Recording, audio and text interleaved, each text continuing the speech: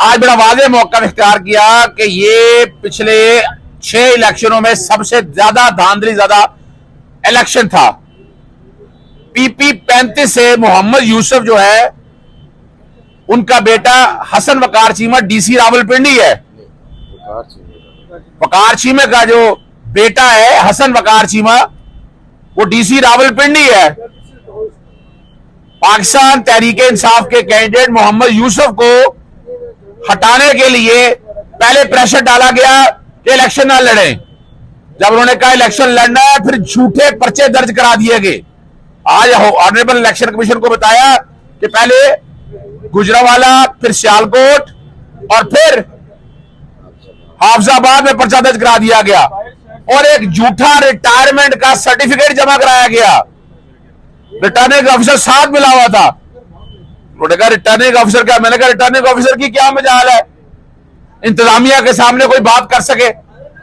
इंतजामिया ने इस तरह जिस तरह इलेक्शन को रिग किया है ये एक बड़ी वाज़ेह मिसाल है। मैंने सबूत सारे लगा दिए, हाई कोर्ट के सख्त ऑर्डर हैं इसके अंदर, बाकायदा वीडियो सबूत मौजूद है कि जिस वक्त हाफिजाबाद पुलिस लेकर गई उस दौरान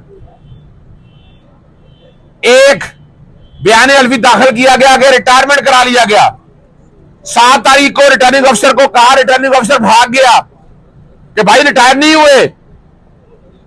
और कमाल की बात है इतना कुछ फसाइयत के बावजूद मोहम्मद यूसुफ पीपी 35 से इलेक्शन जीत के फॉर्म 45 के मुताबिक जब देखा कि नहीं भी ये तो रिटायरमेंट के बावजूद भी तो जाली रिटायरमेंट है, इलेक्शन जीत लिया है, तो अब क्या किया जाए? फिर वो फॉर्म 45 की कार्रवाई शुरू होती है। लेकिन हमने भी कवरिंग कैंडिडेट अपने अंदर बिठाया हुआ था। कवरिंग कैंडिडेट के जरिए फॉर्म 45 हमारे पास सारे मौजूद है और हम इलेक्शन जीत गए थे, मगर इलेक्शन हरवाया गया। वो सबूत भी हमारे पास मौजूद है। वकार चीमा खुद पेश हुआ, वकील पेश हुए उनके, उन्होंने वक्त मांगा। मैंने कहा ये डिले करना चाहते हैं। ये बात बड़ी अहम है कि कल कहा जाएगा कि इलेक्शन ट्राइब्यूनल में जाए।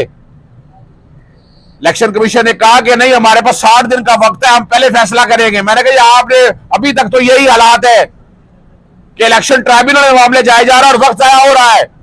यहां वक्त जाया होना मकसूद नहीं है। रिटर्निंग ऑफिसर ने जो जवाब दाखिल किया वो मुझे दिखाया जाए।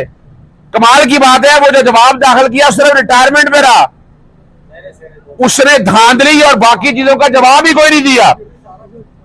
इलेक्शन कमीशन ने यह भी हदायत जारी की है रिटर्निंग अफसर को कि 12 तारीख को बाकायदा उसका भी जवाब दिया जाए और आगे डेट नहीं दी जाएगी इलेक्शन का, उसी दिन इस पिटीशन का फैसला हो जाएगा। सबसे अहम बात जो है आप देख रहे हैं कि तारीखी तौर पर यह डाटा सारा इकट्ठा हो रहा है और मैं आने वाले दिनों में देख रहा हूं कि Guinness book of world record में पाकिस्तान का नाम जाएगा कि इलेक्शन की इतनी धांधली की पिटीशनें। आप सिर्फ अभी इलेक्शन कमीशन में मत देखिएगा, सबसे पहले कहां हुआ कागजात नामजदगी की तादाद देखिएगा। ये डाटा मांगा गया है, मैंने डाटा मांगा है ये। उसके बाद अपीलें कितनी फाइल हुई? सैकड़ों अपीलें फाइल हुई। उसके बाद हाईकोर्ट में रिटें गई, सैकड़ों फाइल गई और फिर सुप्रीम कोर्ट में वो भी तकरीबन बहुत ज्यादा गई हैं। लेकिन वहां क्या हो गया कि बैलेट पेपर छप गए हैं जैसे, और कईयों में इलेक्शन नहीं हो सकते। लेकिन अब इलेक्शन कमीशन के सामने भी आप अंदाजा लगा लें कि फॉर्म 45 या बाकी वालों से सैकड़ों पिटीशनें आ चुकी हैं। ये डाटा सारा पब्लिक किया जाना चाहिए। इलेक्शन कमीशन को कौम को एतमाद में लेने के लिए एक एक डाटा सारा बताए, दिखाए, ताकि पता चल सके कि इलेक्शन में शफाफियत कितनी है। वरना ये डाटा सारा Guinness book of world record के पास चला गया तो पाकिस्तान का नाम लिखा जाएगा कि यहां इलेक्शन कितने साफ और शफाफ होते हैं। एक जाली वोटों से फॉर्म 45 से एक जाली असेंबली तश्कील में आ चुकी है। 1947 या 47 से फॉर्म 47 तक की हुकूमत बन चुकी है ये गैर कानूनी और गैर आईनी हुकूमत है। दारो खौफ इतना है कि रिजर्व सीटों पर भी कैंडिडेट नहीं दिए गए।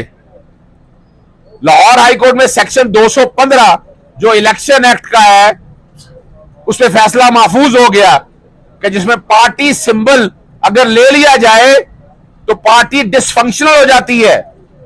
इलेक्शन कमीशन ने इलेक्शन ना तहरीक इंसाफ के इलेक्शंस की बुनियाद पर इतनी बड़ी सजा दी कि पार्टी को बैन कर दिया। उनकी रिजर्व सीटें भी नहीं दी गई, उन्हें सिंबल भी नहीं दिया गया, आजाद उम्मीदवारों से इलेक्शन लड़ा। तो सेक्शन 215 जो है पहले दिन से गैर कानूनी है, आर्टिकल 17 की खिलाफ वर्जी है। इस पर भी फैसला महफूज है। मैं उम्मीद करता हूं कि लाहौर हाईकोर्ट इसका फैसला बहुत जल्द जारी करेगा और जब जारी हो गया और अगर कह दिया कि पहले दिन से ही सेक्शन 215 गैर कानूनी और गैर